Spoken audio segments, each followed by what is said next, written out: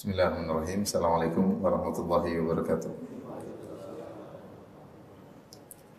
Alhamdulillahi ala ihsani wa syukru lahu ala taufiqihi wa amtinani. Asyhadu an la ilaha illallah wahdahu la syarika lahu ta'ziman li sya'nih wa asyhadu anna Muhammadan abduhu wa rasuluhu ila ridwani. Allahumma shalli alaihi wa ala alihi wa ashabihi wa ikhwani.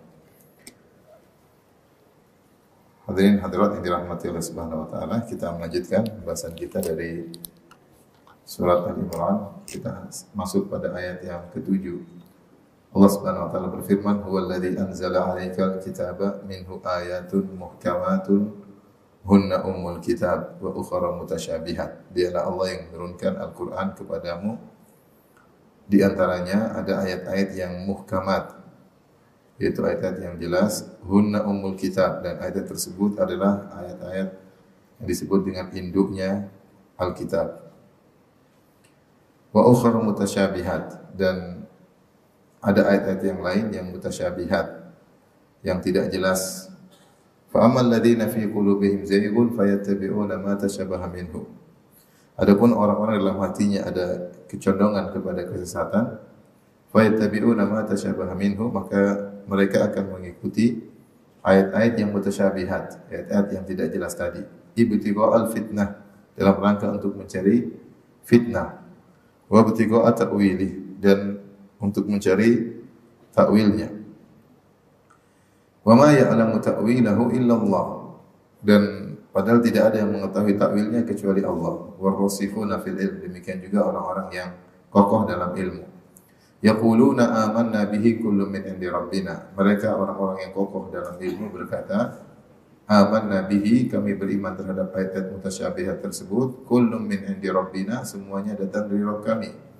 Wa ma yadzakkaru illa ulul albab, dan tidak ada yang bisa mengambil pelajaran darinya melainkan orang-orang yang berakal.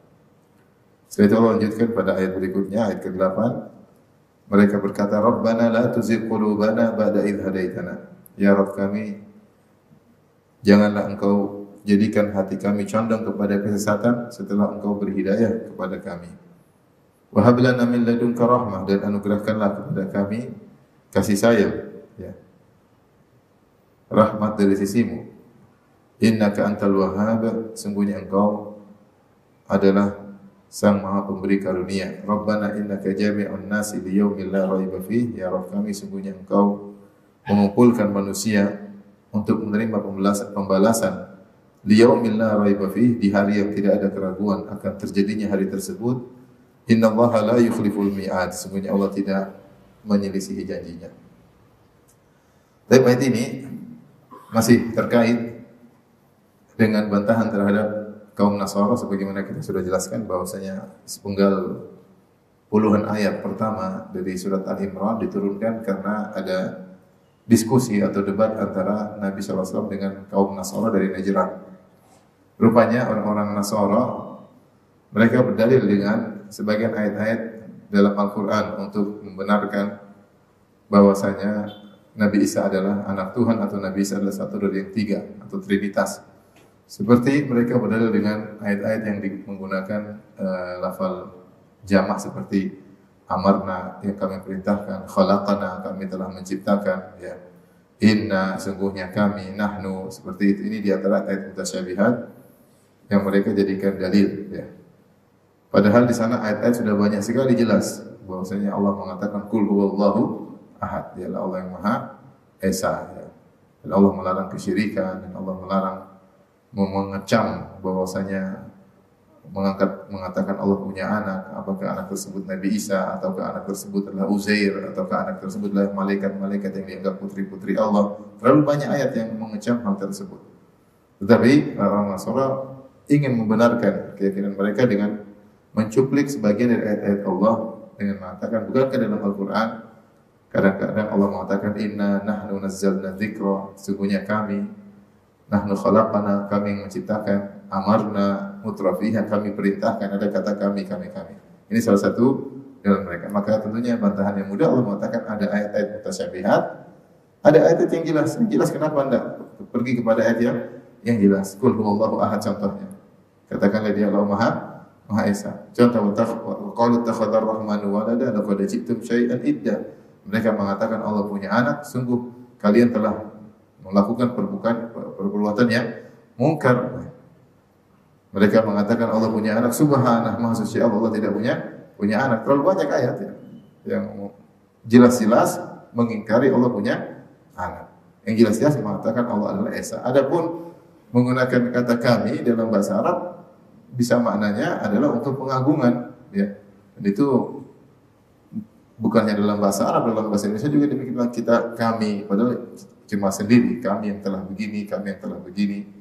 Dan itu biasa dalam bahasa Arab. Sebagai mutakallim pembicara ataupun mukhatab yang diajak berbicara.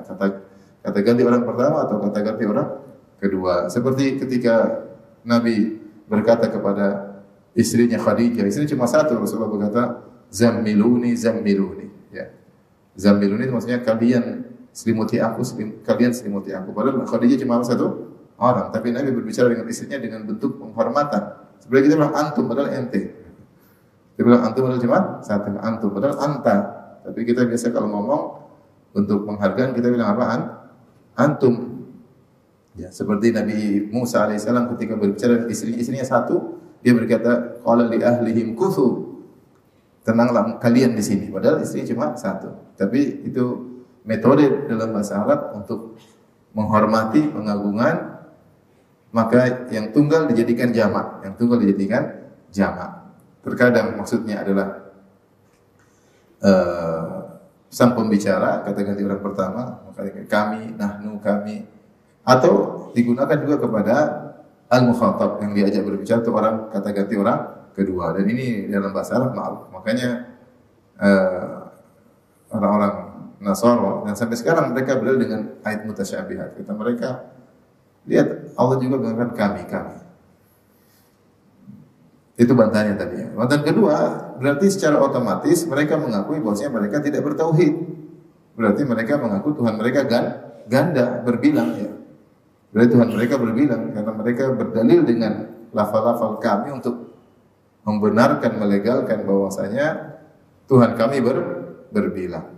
Kita bilang Tuhan kita Maha Esa. Tuhan kita Maha Esa. Kita ketuhanan yang Maha Esa, paham? Bukan ketuhanan yang berbilang. Ini salah satu ayat mutasyabihat yang dijadikan oleh orang Nasara. Di antara ayat mutasyabihat yang dijadikan oleh orang Nasara, mereka berdalil firman Allah Subhanahu wa taala ya,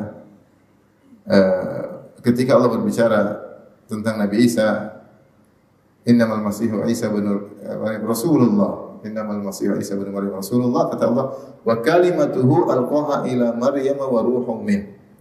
Nabi Isa adalah kalimat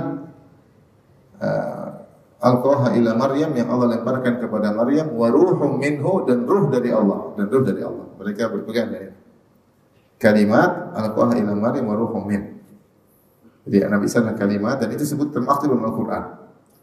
Kata mereka dalil bahwasanya Nabi Isa itu ruh dari Allah, penggalan dari ruh Allah. Dan Nabi Isa adalah kalimat sesuatu yang, dan dia bukan makhluk. Kalimat bukan makhluk. Kalau begitu berarti Isa bukan ciptaan, tapi dia bagian dari Allah Subhanahu wa taala. Begitu juga sama, ini juga ayat mutasyabihat dan dibantah oleh para ulama. Di antaranya Allah mengatakan wa ruhum minhu, Nabi Isa adalah ruh dari Allah. Bukan berarti ruhnya Allah penggal, Allah kirim ke Maryam ya. Tetapi ruhum minhu maksudnya ruh di antara ruh-ruh yang Allah ciptakan. Tetapi Allah nisbahkan, idhafahkan, sandarkan kepada Allah secara khusus untuk memuliakan. Ya, dan kita tahu yang disandarkan kepada Allah ada dua model.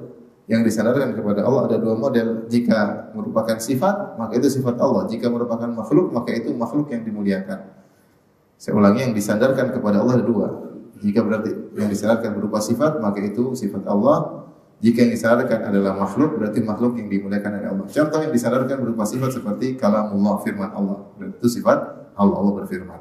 Contohnya ilmullah, ilmu Allah. Berarti ilmu itu sifat apa? Allah. Karena ilmu pembicaraan tidak bisa berdiri dengan sendirinya. Tidak bisa berdiri dengan sendirinya. Ya, dia harus berdiri dalam satu zat. Maka ilmu Allah, rahmat Allah, firman Allah, ya, penglihatan Allah, pendengaran Allah. Ini semua sifat-sifat Allah. Tapi ada juga yang disandarkan kepada Allah, tetapi makhluk, berarti makhluk dimulakan. Contohnya Rasulullah, utusan apa? Rasul sesuatu abstrak atau konkret? Konkret, paham? Konkret. Ketika sandar kepada Allah, maksudnya utusan Allah untuk dimuliakan, untuk dimuliakan. Contohnya misalnya Baitullah, bait rumah, rumah konkret atau abstrak? Konkret, makhluk. Ketika sandar kepada Allah untuk dimuliakan, makanya masjid disebut apa? Baitullah itu bukan rumah tempat Allah tinggal sih, tapi rumah milik Allah, maksudnya untuk dimuliakan karena sandar kepada Allah. Contohnya onta Nabi Saleh, naqatullah, onta Allah.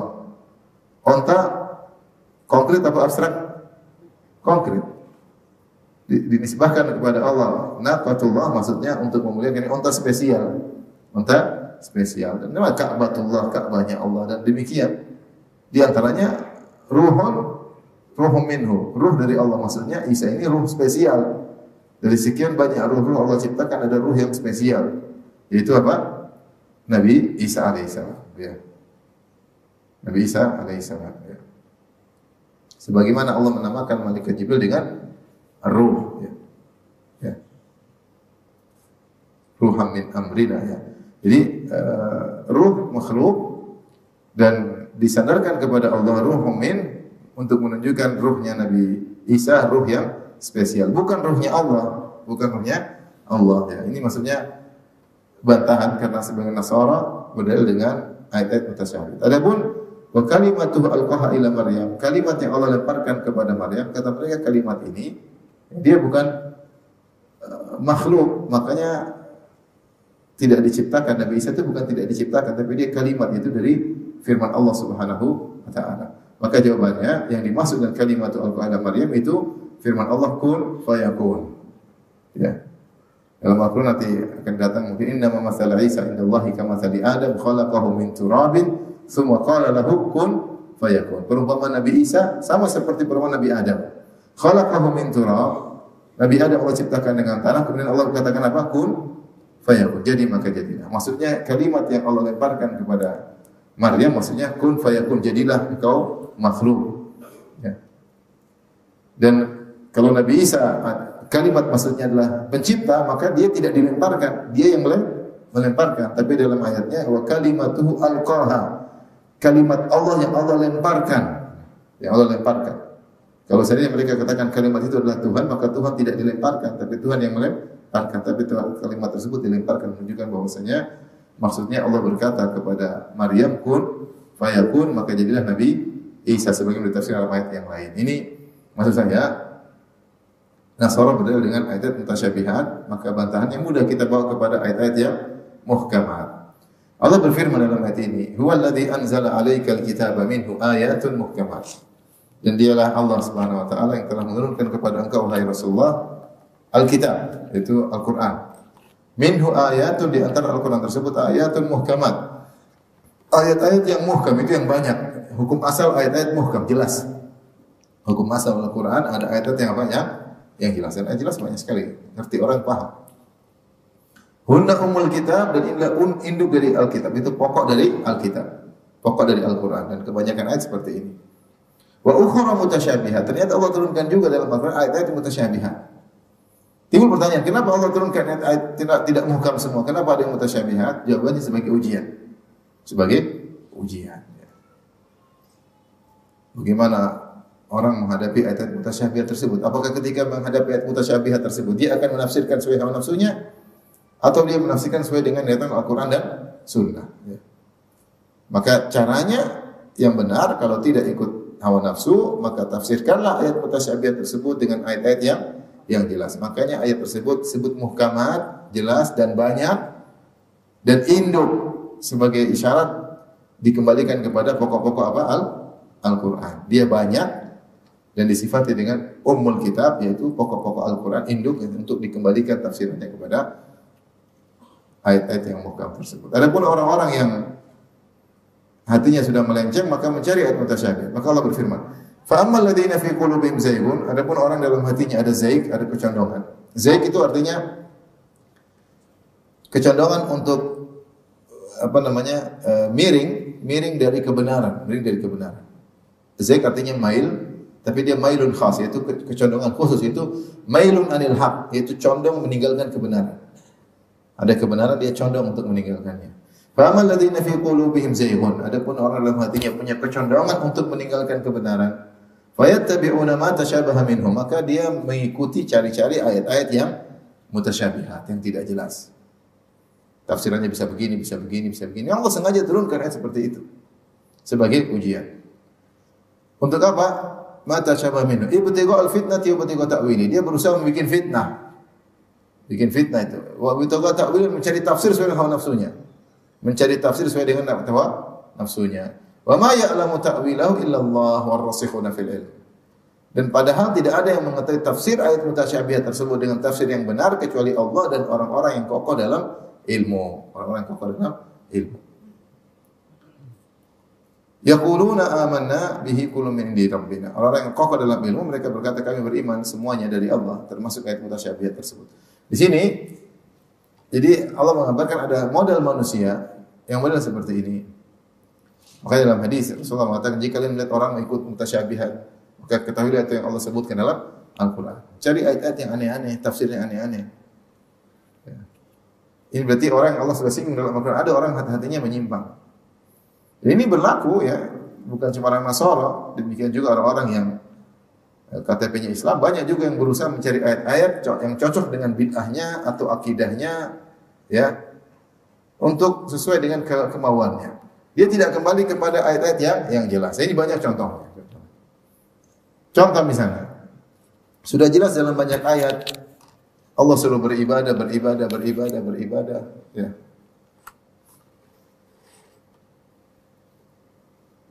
Justru semakin beriman semakin banyak ibadah. Datang orang-orang sufi kemudian mengatakan kalau sudah sampai derajat yakin sudah tidak usah beribadah. Dalilnya dalam firman Allah, wa'bud rabbaka hatta ya'tiyakal yaqin. Beribadahlah kepada Rabbmu di akhir surat Al-Hijr. Beribadahlah kepada Rabbmu sampai datang keyakinan kepadamu. Kata mereka yakin. Kalau sudah yakin, sudah ma'rifat, sudah enggak usah apa? Enggak usah salat. Enggak usah salat, enggak usah berzakat, enggak usah puasa, enggak usah haji. Ayat padahal suruh untuk beribadah dengan sampai mati. Ayat suruh beribadah, yakin maksudnya adalah kematian. Yakin artinya maksudnya kematian sebenarnya Al-Qur'an hatta atana al-yaqin. Ya, sampai datang kepada kami yakin maksudnya kematian. Ya. Tetapi mereka justru balikkan tafsirannya. Yang situ ayat maksud ayat adalah ibadahlah kepada Allah sampai kau mati, malah ditafsirkan berhentilah ibadah kalau kau sudah yakin. Tapi mana yang lebih yakin, kamu atau Nabi? Nabi super yakin tetap beribadah sampai meninggal dunia. Para sahabat terlalu banyak dalil, terlalu banyak praktek para sahabat. Tidak ada para sahabat mengatakan sudah sampai pada makrifat berhenti sholat. Tidak ada. Mereka justru beribadah sampai meninggal dunia. Terus gara-gara ikut hawa nafsu maka cari ayat tafsir sesuai dengan hawa nafsu. Ini contoh sederhana. Seperti disebutkan ketika Al-Qaramitah masuk di Mekah, kemudian dia membunuh para jamaah haji. Kemudian dia mencela Al-Quran, dia mengatakan Muhammad telah berkata, "Wa man dakhalahu kana amina." Siapa yang masuk di kota Mekah maka aman. Nih, mana amannya? Sekarang saya bunuh orang jemaah haji. Mana aman? Al-Quran mengatakan, "Wa man dakhalahu kana amina." Siapa yang masuk di Mekah maka aman. Sekarang aman. Saya bunuh mereka. Puluhan ribu jemaah haji dibunuh ya. Ribuan jemaah haji dibunuh. Padahal maksud ayat tersebut, "Wa man dakhalahu kana amina." Maksudnya adalah khabar dalam bentuk perintah dalam bentuk khabar. Maksudnya kalau siapa yang masuk kota Makkah jangan ganggu. Maksudnya demikian. Seperti firman Allah Subhanahu wa taala, wal mutalaqqat yatarabbasna bi anfusihinna thalathata quru. Semuanya para wanita yang dicerai menunggu 3 bulan. Maksudnya tunggulah, jangan dulu menikah ya sampai 3 kali haid, Datang dalam bentuk khabar. Wanita yang dicerai menunggu 3 kali haid. Tapi maksudnya khabar ini adalah perintah, ya tunggulah. Sama seperti ini, "Waman dakhalahu kana amina." Yang masuk Mekah aman, maksudnya siapa yang masuk Mekah jangan kalian ganggu. Jadi itu perintah, tapi dia tidak menjalankan perintah tersebut. Ini contoh menafsirkan ayat sesuai dengan hawa nafsunya. Contoh seperti terlalu banyak Dalil dalam Al-Quran Allah di atas. Ar-Rahmanu 'alal 'arsy istawa, tsumma istawa 'alal 'arsy. Ada 7 ayat. Allah turunkan malaikat dari atas. Kalimat-kalimat naik ke atas. Nabi Isa diangkat ke atas. Terlalu banyak, ratusan dalil. Kemudian pakai dalil yang syubhat, mengatakan Allah di mana-mana. Misalnya, wa huwa ma'akum aina ma kuntum. Allah bersama kalian dimanapun kalian berada. Nah, ini berarti Allah bersama kita dimanapun kita. Berarti Allah tidak di atas. Nah, ayat itu banyak. Ini mutasyabihat. Yang dimaksud Allah bersama kalian, Allah selalu mengawasi kalian, selalu melihat kalian, mengetahui kondisi apa? Kalian. Itu ilmu Allah yang bersama kalian. Bukan zat Allah subhanahu wa ta'ala. Ya. Ini contoh maksudnya mengikuti hawa nafsu, mengambil sebagian ayat mutasyabihat, kemudian menolak ayat-ayat yang sudah sangat jelas. Ayat Allah di atas, tentang Allah di atas, ratusan ayat terkait dengan tersebut. Kemudian ambil satu ayat yang mutasyabihat, yang maknanya bisa ditarik ulur. Kemudian dia tolak semua ayat-ayat yang muhkamat. Kemudian ditafsirkan sesuai dengan hawa nafsu. Ini contohnya.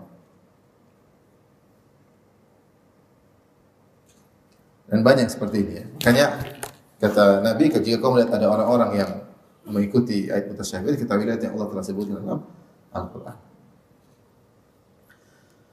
Taib, istilah sini ada perlu kita perhatikan. Allah mensifati dalam sebagian ayat seluruh ayatnya muhkam, dan Allah sifati Al-Quran dalam sebagian ayat seluruhnya mutasyabih. Seperti dalam awal surat Hud, Allah berfirman. Jadi ada tiga model nih. Ada ayat yang mengatakan seluruh ayat Al-Quran itu muhkam. Ada ayat yang mengatakan seluruh ayat mutasyabihat. Ada ayat seperti dalam surat Ali Imran ayat 7 mengatakan sebagian ayat muhkam, sebagian ayat mutasyabih. Paham? Jadi kita ada 3 model. Adapun ayat yang menyatakan seluruh Al-Quran muhkam seperti dalam surat Hud. Kitabun uhkimat ayatuhu thumma fussilat min ladun hakimin khabir. Kitabun uhkimat. Al-Quran uhkimat ayatuhu. Seluruh ayatnya muhkam. Uhkimat maksudnya muhkam. Ini contoh ayat yang menunjukkan Al-Quran seluruh ayatnya muhkam. Dalam yang lain, dalam surat Az-Zumar, kalau ayat 23, Allah mengatakan, Allahu nazzala ahsanal hadithi kitaban mutasyabihan. Mathaniya taqasha'irru minhu juludul ladhina yakhshawna rabbahum. Thumma talinu julud. Kata Allah subhanahu wa ta'ala, Allah telah menurunkan ahsanal hadithi, yaitu pembicaraan yang terbaik, kitaban mutasyabihan. Al-Quran yang mutasyabihan, yang mutasyabih. Di sini Allah sifati seluruh Al-Quran mutasyabih. Model kedua. Model ketiga, Allah turunkan surat Al-Imran ayat 7, minhu ayatun muhkamatun hunna ummul kitab wa ukhra mutasyabihat. Ada ayat-ayat yang muhkam dan ayat yang mutasyabihat. Terus bagaimana kita mengkompromikan 3 ayat ini? Maka kata para ulama, maksudnya Al-Quran semuanya muhkam, maksudnya Al-Quran semuanya rapi, ghayatul itqan, sempurna, ya. Hukum-hukumnya sempurna, semua ayat muhkam. Muhkam itu kalau bahasa kita namanya profesional, dikerjakan dengan profesional. Ya. Makanya dalam hadis kata Rasulullah SAW, Innallaha yuhibbu idza amila ahadun minkum amalan, idza amila ahadukum amalan an yutqinahu. Sungguhnya Allah suka jika salah seorang bekerja di antara kalian, dia itqan, yaitu profesional, bagus kerjanya, mantap. Ya. Ya. Allah berfirman tentang ciptaannya, sun Allahil ladzi atqana kulla syai'. Semua ciptaan Allah ini mutqan, yaitu muhkam, mantap, kokoh. Lihatlah bagaimana langit yang Allah sebutkan, bagaimana makhluk yang langit yang Allah ciptakan, kokoh, mantap, tidak ada kekurangan. Maka demikian juga ayat-ayat Al-Quran semua disebut dengan muhkam, mantap, rapi, tidak ada kontradiksi, penuh dengan kesempurnaan. Namanya muhkam. Jadi seluruh Al-Quran disebut ayat-ayat yang muhkam. Ini maksudnya. Baik, dalam surat Az-Zumar disebutkan seluruh Al-Quran mutasyabih. Mutasyabih maksudnya maknanya serupa. Satu ayat dengan ayat yang lain sama-sama indahnya, sama-sama rapinya, sama-sama kokohnya. Maksudnya mutasyabih. Tidak ada ayat Al-Quran yang kemudian satunya salah, satunya benar. Enggak. Ini disifati dengan mutasyabih seluruhnya. Maksudnya mirip-mirip dari sisi kekokohannya, dari sisi kesempurnaannya, dari sisi keindahannya, dari sisi balaghahnya, dari sisi bahasanya. Seluruh Al-Quran ayat yang mutasyabih. Mutasyabih artinya mirip. mirip. Kalau satu pertama ayat Al-Quran sebenarnya kokoh, yang kedua mirip satu dengan yang lain. Adapun yang ayat yang kita sebut ini sekarang sebagian mutasyabih, sebagian maksudnya muhkam. Ini sisi lain lagi. Muhkam maksudnya jelas, maknanya mutasyabih maknanya bisa ditarik apa ulur, kurang jelas. Ini istilah baru lagi. Jadi ada 3 istilah. Istilah pertama Al-Quran seluruhnya muhkam, istilah kedua Al-Quran seluruhnya mutasyabih. Adapun istilah yang ketiga yang sedang kita bahas, maksudnya ayat-ayat itu jika ditinjau dari kejelasan tafsirnya, maka ada yang muhkam, yaitu jelas tafsirnya, dan ini kebanyakan ayat-ayat Allah Subhanahu wa taala. Dan ada yang kurang jelas, Allah turunkan sebagai ujian, ya, maka ini disebut dengan mutasyabihat. Dan ini cuma sedikit. Maka Allah turunkan ayat mutasyabihat untuk menguji hamba-hambanya, agar mereka ketika menafsirkan yang mutasyabihat dikembalikan kepada yang muhkam. Baik. Di sini Allah mengatakan, ya, fa ammal ladzina fi qulubihim zayghun, adapun orang hatinya kecondongan tadi, condongan untuk sesat. Maka ini dalil bahwasanya hati manusia ada 2. Ada yang di atas kebenaran, ya. Ya, tidak condong kepada keburukan, dan ada hati yang memang suruh condong cari masalah. Hatinya condong cari masalah. Ibtigha'ul fitnah, benar-benar mencari fitnah, menafsirkan untuk cari fitnah. Ayat-ayat yang, dan ini dilakukan oleh banyak orang liberal, banyak sekali orang liberal. Ayat-ayat yang melarang kesyirikan, maka mereka cari ayat-ayat yang seakan-akan membenarkan kesyirikan. Dan ada ayat seperti itu ada, ya. Mereka tafsirkan ala mereka.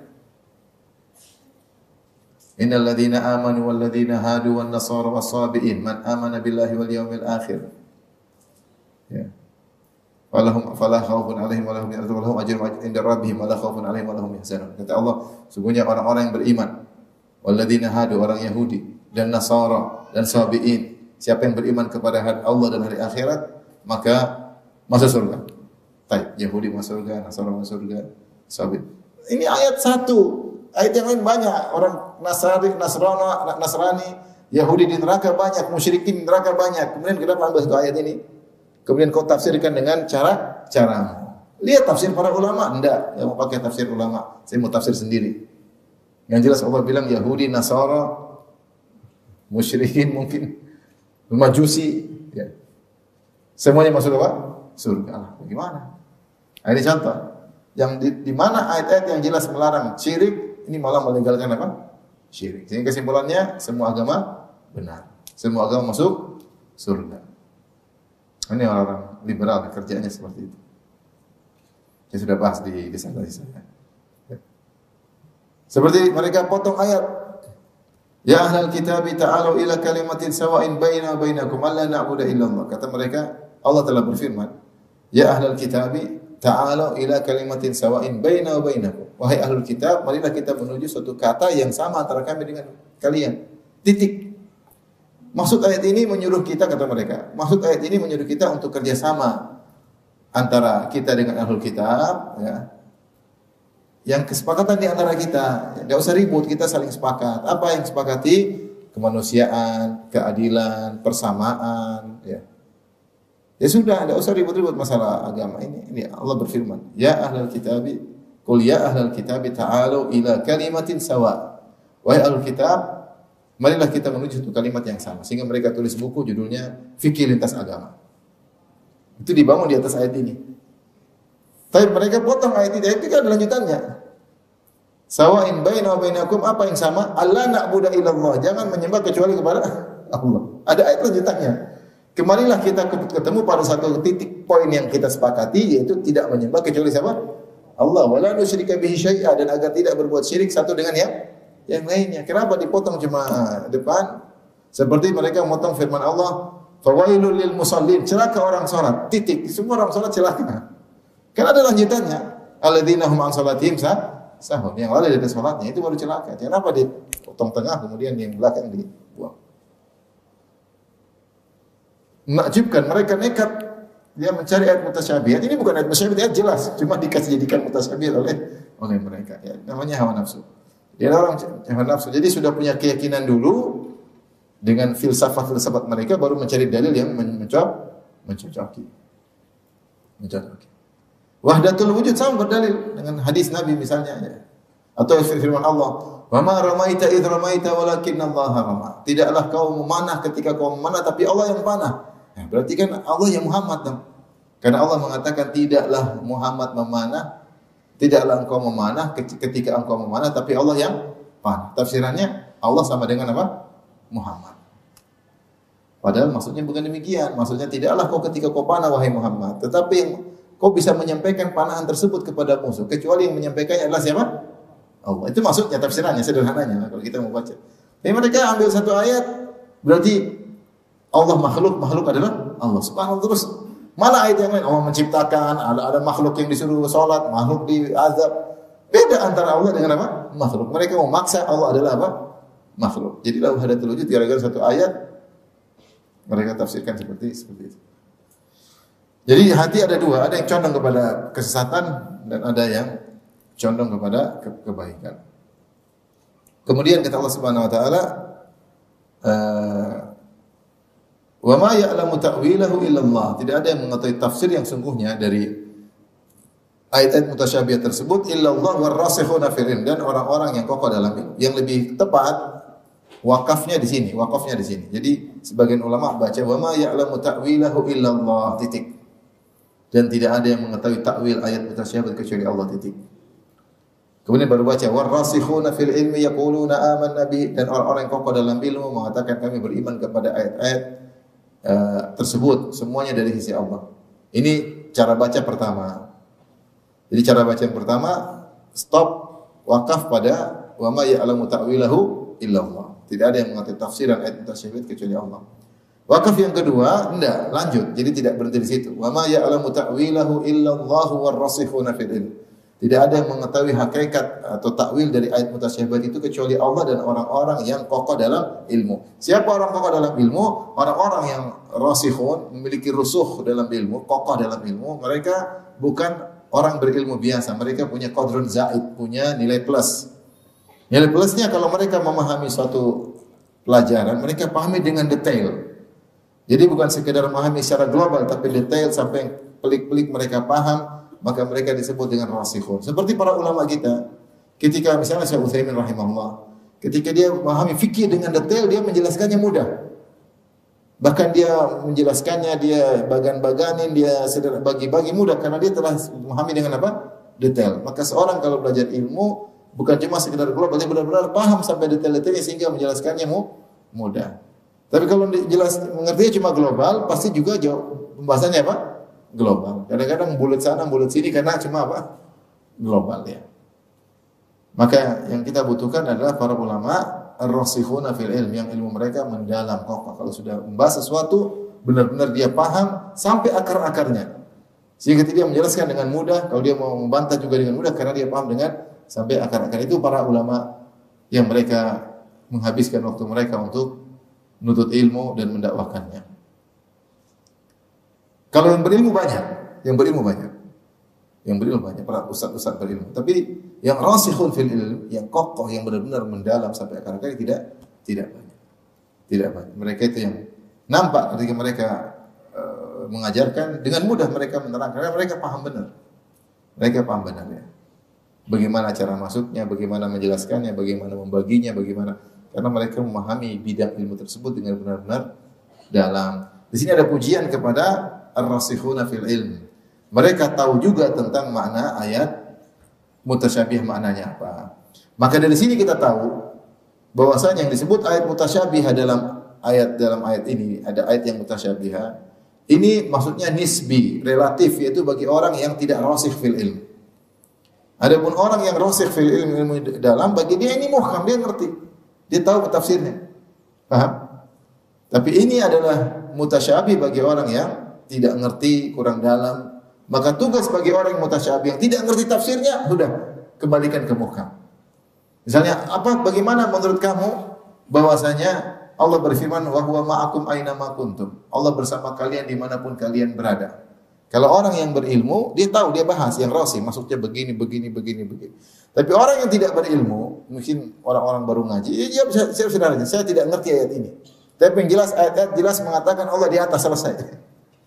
Saya tidak ngerti ayat ini, tapi saya pastikan ayat ini tidak bertentangan dengan ayat-ayat yang sangat jelas bahwasanya Allah berada di atas. Adapun bagian menerangkan itu bagian orang yang rasikh fil ilm.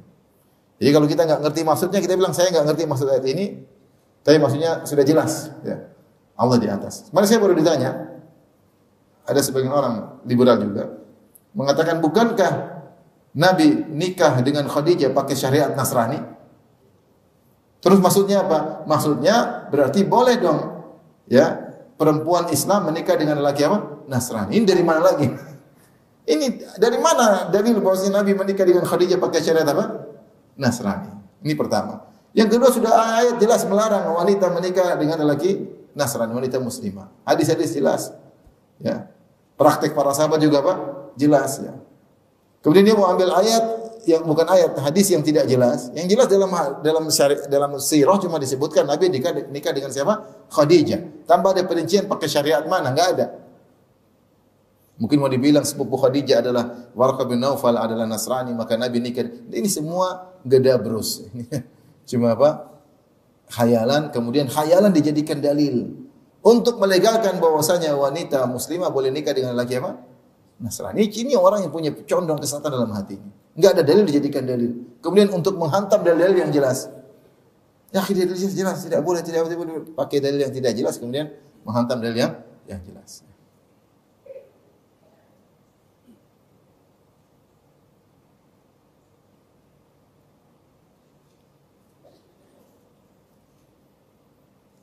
Dan banyak seperti itu. Taib, maka takwil ini diketahui oleh orang-orang yang rasul fil ilm, kemudian mereka berkata kullun min aman nabi, kami beriman dengan ayat-ayat ini dan seluruhnya dari Allah. Wa ma yadzakkaru illa ulul albab.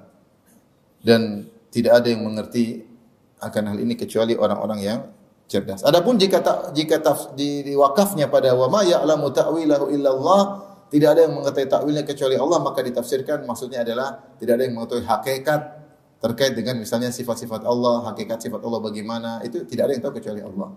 Kita hanya ngerti misalnya Allah berilmu, kita tahu ilmu Allah, kita ngerti, tapi sampai di mana ilmu Allah yang tahu hanya Allah Subhanahu wa taala. Kita tahu Allah berzat, tapi zat Allah bagaimana yang tahu hanya Allah sendiri, ya. Enggak ada yang tahu.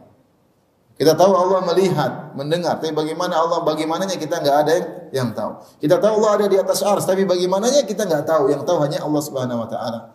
Makanya ketika seorang datang kepada Imam Malik, dia berkata, "Ya Imam Malik, Ar-Rahman al-Arsy istawa." Allah beristiwa di atas arsy. Kaifa istawa? Bagaimana istiwanya Allah? Maka Imam Malik bantah. Bagaimananya ini yang tahu cuma siapa? Allah. Istiwa maklum, di atas secara bahasa kita ngerti di atas. Istiwa artinya di atas. Wal kaifu majhul, adapun bagaimananya tidak diketahui. Wal imanu bihi wajib, beriman akan Allah di atas arsy kita harus beriman. Wa su'alu anhu bid'ah, adapun bertanya tentang bagaimananya adalah bid'ah. Jadi kalau dibacanya wa ma ya'lamu ta'wilahu illallah, tidak ada yang mengetahui hakikat kecuali Allah, itu maknanya tidak ada yang mengetahui hakikat kecuali Allah. Hakikat hari kiamat seperti apa sesungguhnya? Allah kabarkan hari kiamat begini-begini, tapi secara detail hakikatnya yang tahu cuma siapa? Allah. Sama, Allah kabarkan tentang sifat-sifatnya, tapi yang tahu hakikat bagaimananya cuma Allah.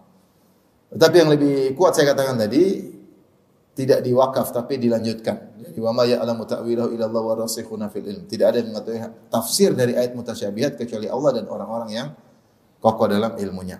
Setelah itu mereka berdoa. Perhatikan doa mereka. Jadi orang yang berilmu tinggi, mereka tidak merasa aman dengan namanya fitnah. Mereka tak berdoa, Rabbana la tuzigh qulubana, ya Rabb kami janganlah kau simpangkan hati kami. Ba'da idh hadaitana, setelah kau beri hidayah kepada kami. Wa hab lana min ladunka rahmah, dan anugerahkanlah kepada kami kasih sayang-Mu. Innaka antal wahhab, sungguhnya Engkau Maha pemberi anugerah. Jadi mereka tidak pede, mereka tak berdoa, dan itu sebagaimana Nabi selalu berdoa, ya muqallibal qulub tsabbit qalbi ala dinik. Wahai pembolak-balik hati manusia, tegarkanlah hatiku dalam agama, di atas agama. Dan Nabi sering baca doa ini, termasuk doa yang paling sering Nabi baca doa ini dalam sujudnya. Sampai istrinya bertanya, ya Rasulullah, Anda baca doa ini terus. Kata Rasulullah SAW, innal qulub baina usbu'ain min asabi'ir rahman yuqallibuha kaifa yasha. Sungguhnya hati-hati berada di antara dua jemari Allah. Allah bolak-balikkan terserah Allah. Insya'a aqamaha, kalau Allah berkehendak Allah luruskan, wa insya'a zaghaha, kalau Allah berkehendak Allah simpangkan. Dan kita sadar hati kita ini berbolak-balik. Itu Nabi berdoa, apalagi kita yang tidak jelas hatinya. Dia sedikit tertarik, dengar sedikit syubhat terpengaruh, salah bergaul terpengaruh. Tadinya zuhud malah berubah jadi duniawi. Mudah sekali berubah. Ya. Mudah sekali. Tadinya suka baca Quran, sekarang jadi berubah jadi suka nonton film. Ya, berubah mudah. Hati ini berubah. Tadinya kokoh dengan akidah, tahu-tahu melempam. Tadinya yakin dengan akidah salaf, sekarang nonton ahlul bidah, akhirnya terpengaruh dengan pemikiran bidah. Mudah hati ini berubah. Maka wajar jika Nabi berdoa. Dan kita lebih utama untuk banyak berdoa daripada Nabi SAW. Karena tidak ada yang bisa menyelamatkan hati kita kecuali Allah. Kata Allah dalam Al-Quran, walaula an thabbatnaka laqad kita tarkanu ilaihim syai'an qalila. Kalau bukan karena kami mengkokohkan engkau wahai Muhammad, laqad kita tarkanu ilaihim syai'an qalila. Sungguh kau sudah condong kepada mereka sedikit demi sedikit. Ketika orang-orang kafir Quraisy memberikan argumen-argumen, memberikan rayuan-rayuan, Nabi agak goyang juga. Dan Allah sebutkan, laula an sabbatnaka, kalau bukan kami kokohkan engkau ya Rasulullah, laqad kita hampir kau condong kepada mereka, syai'an qalila, sedikit-sedikit. Itu Nabi, bagaimana dengan kita? Oleh karenanya kita jangan terlalu pede dengan iman kita, ibadah kita, dengan ilmu kita. Ini yang berdoa begini, orang-orang yang ilmunya sudah mengakar mendalam, masih tetap berdoa, Rabbana la tuzigh qulubana. Ya Rabb kami, jangan kau selewengkan hati kami. Kemudian mereka ketika berdoa, mereka perhatikan sini, mereka bertawasul dengan nama Allah dan perbuatan Allah. Jadi kita tawasul kan tiga, tawasul dengan amal soleh, tawasul dengan doa orang soleh yang masih hidup, dan tawasul dengan Allah. Tawasul dengan Allah ini maknanya bisa tawasul dengan nama Allah, bisa tawasul dengan sifat Allah, bisa tawasul dengan perbuatan Allah. Ulangi, bisa tawasul apa? Nama Allah, bisa tawasul dengan sifat Allah, bisa tawasul dengan perbuatan Allah. Nama Allah seperti ya Wahhab, Rabbana, Rabbi, itu nama Allah. Antara nama Allah adalah Rabb, dan nama Allah adalah Wahhab, ya Ghafur, ya Rahman. Ini semua nama-nama Allah. Kita minta sesuai dengan permintaan kita, sesuai dengan nama Allah tersebut. Kalau kita minta rahmat, kita bilang ya Rahim, ya Rahman. Kalau kita minta ampunan, kita bilang ya Ghafur, ya Ghaffar, ya Ghafir. Boleh. Dan di antaranya kita boleh bertawasul dengan sifat Allah. Ya. Ya. Misalnya kita mengatakan bi izzatika, ya, dengan kekuasaan Engkau ya Allah, keperkasaan Engkau ya Allah, ya. Seperti doa istikharah, astaqdiruka bi qudratik, ya. Aku mohon kekuatan dengan kekuatanmu, ya. Kemudian astakhiruka bi ilmik, aku minta pilihanmu dengan bertawasul dengan ilmumu. Fa innaka ta'lamu wa la a'lam, Engkau Maha tahu, aku tidak tahu. Wa anta 'allamul ghuyub, takdir wala aqdir, kau mampu aku tidak mampu, dan engkau adalah 'allamul ghuyub, engkau Maha mengetahui gaib. Sini kita mengatakan astakhiruka bi ilmik, aku mohon pilihan darimu dengan ilmumu. Ini ilmu berarti bertawasul dengan sifat apa? Allah. Di antaranya bertawasul dengan perbuatan Allah. Perbuatan Allah seperti kita berdoa ketika minta akhlak yang baik, kita bilang Allahumma ahsanta khalqi fahassin khuluqi. Ya Allah, sebagaimana Engkau telah indahkan rupaku, maka indahkanlah apa? Akhlakku. Jadi apa perbuatan Allah kepada kita? Allah telah mengindahkan bentuk kita, maka kita minta dengan perbuatan Allah tersebut, kita bertawasul perbuatan Allah tersebut agar menjadikan akhlak kita juga indah. Sama seperti ini. Orang-orang rasikhun fil ilm, mereka berdoa, Rabbana la tuzigh qulubana ba'da idh hadaitana. Setelah Engkau beri petunjuk kepada kami, itu perbuatan Allah enggak yang kasih kita petunjuk? Maka kita bertawasul dengan perbuatan Allah yang telah memberikan kita petunjuk agar Allah tidak menyimpangkan kita. Artinya kita mengatakan, ya Allah, sebagaimana Kau telah beri nikmat kepadaku, lanjutkanlah nikmatmu tersebut. Jangan Kau simpangkan aku. Di antara bertawasul dengan perbuatan Allah Subhanahu wa taala. Seperti Nabi SAW ketika berdoa, ya mujriyas sahab, wahai zat yang telah menjalankan angin, menjalankan awan. Ya munzilal kitab, yang telah menurunkan apa? Al-Quran. Perbuatan Allah. Ya. Ini boleh, ya. Jadi di sini mereka berdoa dengan tawasul dengan pertama Rabbana, Rabbana. Dan ini sering para nabi, orang-orang soleh ketika berdoa bertawasul dengan Rabbi atau Rabbana. Kenapa? Karena pengkabulan doa terkait dengan sifat rububiyah. Rububiyah Allah itu terkait dengan pengaturan alam semesta. Allah menciptakan, Allah menghidupkan, Allah menahan rizki, Allah memberi rizki, Allah mengatur. Dan di antara konsekuensi doa adalah kita ingin diatur oleh Allah Subhanahu wa taala. Permintaan kita diakomodir oleh Allah Subhanahu wa taala. Jadi Allah yang mengatur. Makanya kebanyakan doa dibuka dengan Rabbi atau Rabbana.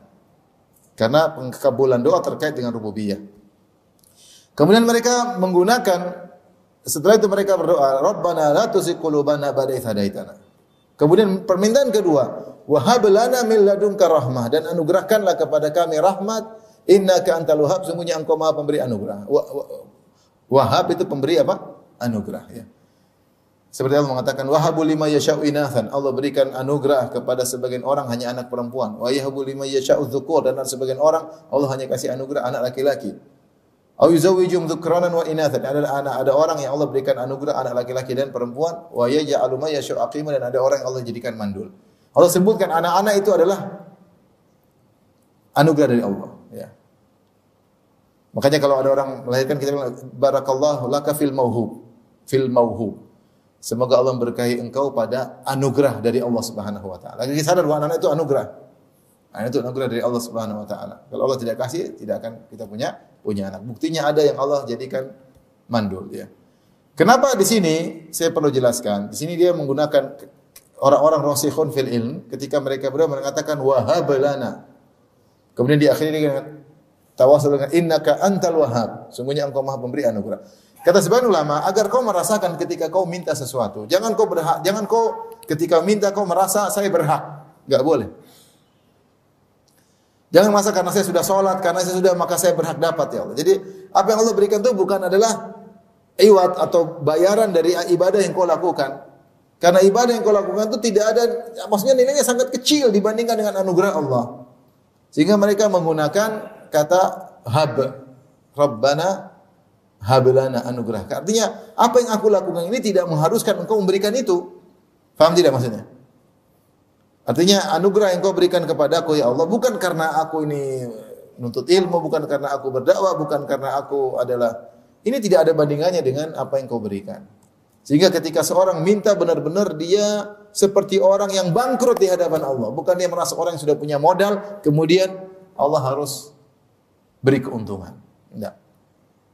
Benar-benar saya tidak punya apa-apa, sehingga dia menggunakan kata haba. Lihatlah Nabi Sulaiman ketika berdoa. Ketika Nabi Sulaiman melakukan kesalahan, ya. Alqaina ala kursi jasadan thumma anab.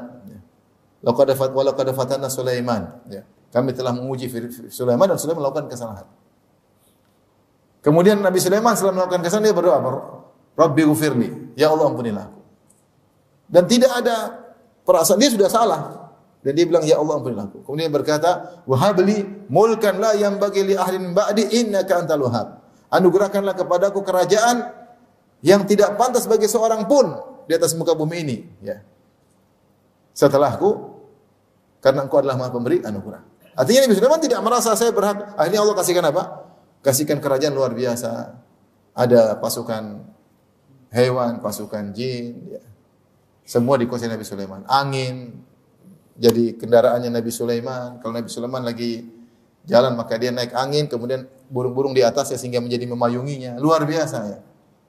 Belum istrinya banyak tenan. Artinya Sulaiman luar biasa. Dan tidak ada yang Allah berikan setelah Sulaiman. Nabi Sulaiman ketika berdoa dia merasa dia pantas? Enggak, dia baru saja melakukan apa? Kesalahan. Tapi dia tahu Allah Maha pemberi anugerah. Makanya dia bukan yang Rabbi ghfirli, ya Allah ampunilah aku, saya melakukan kesalahan. Tapi berikanlah aku kerajaan karena Engkau Maha pemberi anugerah. Makanya kalau kita berdoa jangan kita merasa mentang-mentang sedikit pun tidak boleh. Jangan merasa karena saya sudah haji, karena saya sudah dakwah, karena saya sudah sedekah, karena sudah enggak. Kita bilang kesini ini hanya sebab saya melakukan amal sebab. Makanya di antara bentuk syukur kepada Allah seorang tidak merasa bahwasanya dia berhak mendapatkan nikmat tersebut. Kapan dia merasa saya berhak dapat nikmat, dia kurang bersyukur. Karena apa yang kita lakukan enggak ada apa-apanya dibandingkan maksiat yang kita lakukan, banyak mana maksiat atau ketaatan. Masih banyak maksiat yang kita lakukan. Terus ketaatan yang sedikit yang dikerjakan malas-malas ini mau kita tuntut, ya Allah harusnya kita apa yang mau, tidak ada yang mewajibkan Allah untuk berikan kita anugerah. Makanya di sini rasikhuna fil ilm, subhanallah, mereka berdoa, mereka tidak pede, mereka ngerti ayat mutasyabihat, mereka tahu ada orang sesat, mereka tetap berdoa, ya Allah jangan sesatkan kami. Sebagaimana mereka yang telah Engkau sesatkan. Setelah Kau beri petunjuk kepada kami. Kemudian mereka bertawasul lagi dengan innaka antal wahhab. Mereka minta kasih sayang Allah, rahmat. Kemudian mereka berdoa lagi, Rabbana innaka jami'un nasi liyaumil la raiba fih. Ya Allah, sungguhnya Engkau mengumpulkan manusia itu di hari yang tidak diragukan, pada hari kiamat kelak. Innallaha la yukhliful mi'ad. Sungguhnya Allah tidak menyelisihi janji Allah Subhanahu wa taala. Yaitu sebenarnya mengatakan mereka minta, ya Allah berikanlah rahmat kepada kami terutama ketika pada hari kiamat. Hari yang di mana seorang sangat membutuhkan kasih sayang dari Allah Subhanahu wa taala. Seperti doa Nabi Ibrahim, Rabbi ghfirli yauma yaqumul hisab. Ketika Nabi Ibrahim berdoa minta ampunan dari Allah, ya. Rabbana ghfirli wa liwalidayya yauma yaqumul hisab, ya. Ya Allah, ampunilah aku di hari hisab. Ampunan kita inginkan setiap saat. Tetapi ampunan yang paling dibutuhkan ketika hari kiamat. Makanya ketika orang-orang beriman melihat orang-orang munafik dikasih cahaya untuk melewati sirat, kemudian cahayanya padam, maka mereka berdoa, Rabbana atmim lana nurana waghfir lana. Ya Allah, sempurnakanlah cahaya kami, jangan redup sebagaimana orang munafik. Waghfir lana, dan ampunilah kami karena kami tahu sebab cahaya redup adalah karena kemaksiatan. Semua orang munafik dikasih cahaya kemudian redup, cahaya redup. Allah permainkan mereka. Ketika itu orang beriman berdoa, Rabbana atmim lana nurana waghfir lana. Ya Allah, sempurnakanlah cahaya kami, jangan diredupkan. Waghfir lana, ampuni dosa-dosa kami. Mereka minta ampun ketika sedang di hari kiamat. Maka yang paling kita butuhkan adalah ampunan ketika hari kiamat, sebagaimana rahmat. Kita juga butuh rahmat Allah di dunia, tetapi rahmat yang paling dibutuhkan ketika hari kiamat. Maka mereka kata mereka, wa hablana min ladunka rahmatan innaka antal wahhab. Anugerahkanlah kepada kami kasih sayangmu, sungguhnya Engkau Maha Pemberi anugerah. Rabbana innaka jami'un nasi liyaumil la raiba fih. Ya Allah, sungguhnya Engkau mengumpulkan manusia pada hari kiamat kelak. Rahmatilah kami ketika itu. Innallaha la yukhliful mi'ad. Sungguhnya Engkau tidak menyelisihi janjimu. Di sini Syekh Abdul Rahman bin Nasir As-Sa'di menyebutkan tentang keutamaan 7 keutamaan ar-rasikhuna fil ilm.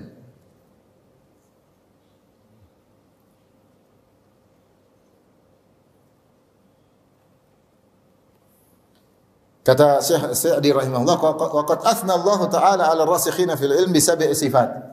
Sungguhnya Allah telah memuji orang-orang yang mengakar ilmu mereka, kokoh ilmu mereka dengan 7 pujian. Hiya unwanu sa'adatil abd. 7 pujian ini, 7 sifat ini merupakan tanda kebahagiaan seorang hamba. 7 sifat ini ya adalah tanda kebahagiaan seorang hamba. Apa 7 sifat tersebut? Yang pertama, al-ilm alladhi huwa tariqul musil ila Allah. Al-mubayyin li ahkami wa syara'ihi. Itu mereka memiliki ilmu. Dan kita tahu ilmu adalah jalan yang mengantarkan kepada Allah. Dengan ilmu tersebut maka menjelaskan tentang hukum-hukum Allah dan syariat Allah. Maka ini adalah orang punya ilmu bahagia. Ats-tsaniyah, sifat yang kedua, ar-rusukh fil ilm. Wa hadha qadrun zaid ala mujarrad al-ilm. Kokoh mengakar ilmunya, dan ini adalah nilai spesial, tidak sekedar berilmu saja. Ini kebahagiaan yang bertambah. Fa inna rasikh fil ilm yaqtadi an yakuna aliman muhaqqiqan wa arifan wa mudaqqiqan. Maka orang yang namanya rasih, yang kokoh dalam ilmu, berarti dia benar-benar meneliti dan dia detail, ngerti. Qad allamahu Allahu zahiral ilmi batinah. Allah ajarkan dia ilmu yang zahir maupun yang batin. Maksudnya dia benar-benar ngerti mengakar. Farasakha qadamuhu farasakha qadamahu fi asrar syariah ilman wa halan wa amalan. Maka kakinya kokoh dalam rahasia-rahasia syariat, baik ilmunya, kondisi dia maupun amal dia. Ini orang yang rasih fil ilm. Yang kedua, sifat kedua bukan sekedar ilmu tapi kokoh. Yang ketiga, annahu wasafahum bil iman bi jami'i kitabi warada waraddi li mutasyabihi ila muhkamihi. Allah sifati mereka bahwasanya mereka beriman dengan seluruh ayat-ayat Allah. Kalau ada ayat mutasyabih, mereka kembalikan kepada yang muhkam. Yang keempat, annahum sa'alullaha al-'afwa wal 'afiyah mimma ibtuliya bihi az-za'igun al-munharifun. Allah sifati mereka, ternyata yang keempat ini mereka berdoa kepada Allah agar meminta keselamatan, jangan sampai mereka condong hati mereka pada kesesatan.